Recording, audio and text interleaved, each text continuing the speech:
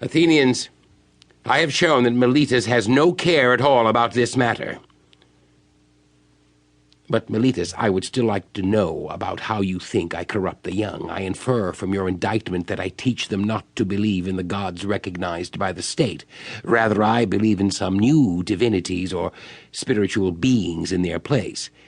These, you say, are the lessons that corrupt young people. Yes, I say that emphatically. But by the gods of whom we are all speaking, tell me and the court in plain language what you mean.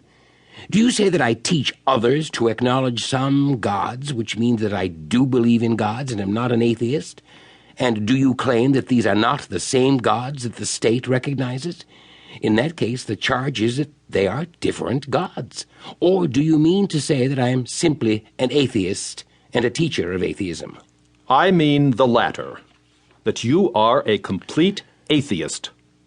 That's an extraordinary statement, Meletus. Why do you say such a thing? Do you mean to say that I don't believe in the divinity of the sun and moon as everyone does? I assure you, judges, that he does not believe in them. He says that the sun is made of stone and the moon of earth. My friend, you don't seem to realize that you're accusing Anaxagoras, not me. You have a low opinion of the judges if you consider them so ignorant as not to know that these doctrines fill the books of Anaxagoras from Clatsomene. They are the doctrines that young people supposedly learned from Socrates, but for an admission price of no more than 1 drachma, people can hear them expounded in the theater. They would simply laugh at the absurdity if Socrates pretended to father such ideas. But tell me, Meletus, do you really think that I don't believe in any god? I swear by Zeus that you believe in absolutely none at all. You lie, Meletus. You don't even believe it yourself. I can't help thinking, Athenians, that Meletus is reckless and impudent, and that he wrote this indictment in a spirit of excess and youthful bravado. He has composed a riddle trying to trick me. He said to himself, "Let's see whether wise Socrates will discover my ingenious contradiction, or whether I can deceive him and everyone else."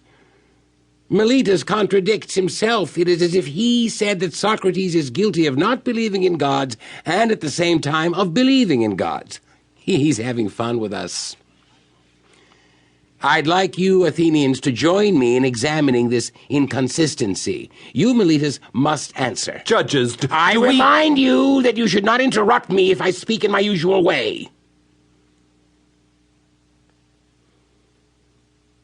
Did anyone, Meletus, ever believe in the existence of human actions and not in human beings? Do we Men of Athens, I wish he would answer and not always try to interrupt. Did anyone ever believe in horse training and not in horses, or flute playing and not in flute players? My friend, I'll answer for you to the court, since you refuse to answer for yourself.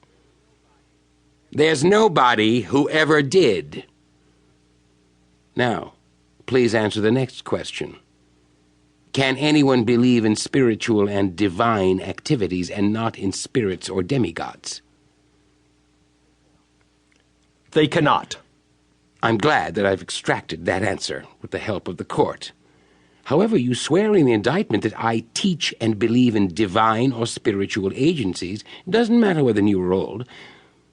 But if I believe in divine beings, I must believe in spirits and demigods. Isn't that true?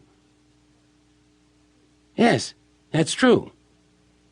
I'll assume that your silence means yes. What are spirits or demigods?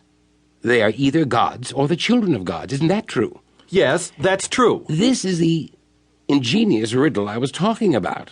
The demigods or spirits are gods.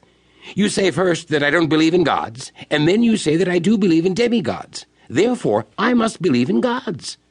If the demigods are the illegitimate children of gods, whether by nymphs or by any other mothers, that necessarily implies the existence of their parents.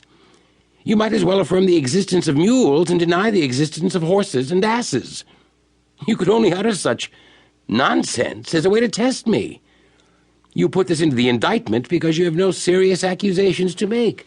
Nobody who has any sense at all will ever be convinced that the same person can believe in divine activities and yet not believe that there are divinities.